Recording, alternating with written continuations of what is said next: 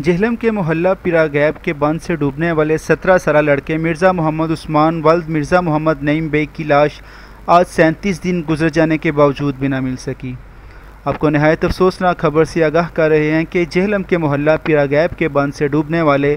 17 साल लड़के मिर्ज़ा मोहम्मद उस्मान वल्द मिर्ज़ा मोहम्मद नईम बेग की लाश अभी तक न मिल सकी। डूबने वाले लड़के के वालिदैन का कहना था कि तमाम दोस्तों और भाइयों से दर्दमंदाना अपील करते हैं कि जितना ज़्यादा हो सके इस वीडियो को शेयर करें ताकि कहीं से हमारे बच्चे का कुछ पता चल सके और उसकी लाश मिल सके। इस वक्त आपको स्क्रीन पर बच्चे की तस्वीर भी दिखाई जा रही है और नीचे नंबर भी दिए गए हैं। अगर किसी भी बंदे को इसके बाद